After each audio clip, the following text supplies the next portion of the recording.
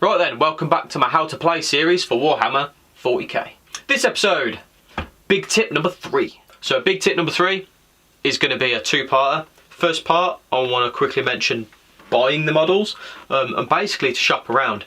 I love eBay, I've had a lot of luck with it. I've had things like this set, which someone had bought, opened it and not used, got that cheaper. I've got some models that are painted quite nicely that I've had cheaper than retail would have been, and they're already built and painted and based quite nicely, so that's great. I've had other models that I've gotten really cheap because they were painted badly and no one wanted them, so no one bidded on them. And then all I've done is paint stripping is really easy. I'll put a link to the bio stripper that I've used. Little pot, I can get about 10 or 15 models in, leave it overnight, next day, old toothbrush, give it a scrub under the tap, done, good to go, prime it, paint it, and away you go. So yeah, look on eBay. Also, there's different websites you can go on that do slight discounts compared to GW's prices. Also, a great place is Facebook with the chapter specific groups or army specific groups. Generic Facebook groups for Warhammer as well are great places, and like Facebook Marketplace and stuff. You have to get people selling off their armies or part of their armies because they chose to go for a different kind of army, so they're selling them all off.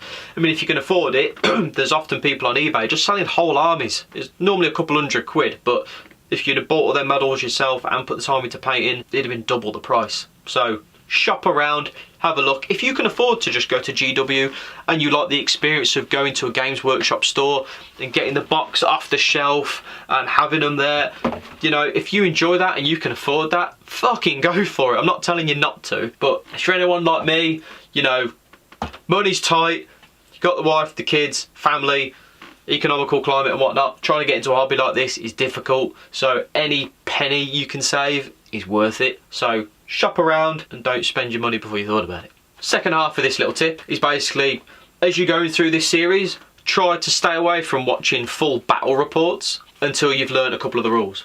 Battle reports are great fun to watch in general, but if you watch them before you fully know how to play the game, it's going to overwhelm you a bit more because you ain't going to understand quite what they're doing, and it's probably going to put you off playing.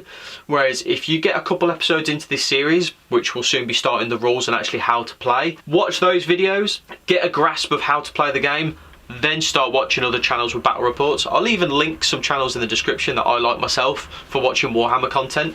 I'm not trying to hold you all here, like I want everyone to play and have fun.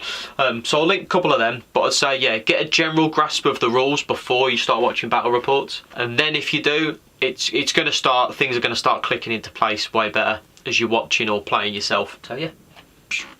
So that's my third big tip. Let me know in the comments if you agree or any ideas you've got. If you've watched the other episodes, again, let me know in the comments. And be sure to subscribe to keep up with the future episodes, because next we're going to be getting into the rules and how to play the game, which is going to be great. It's going to be fun. I'm looking forward to it.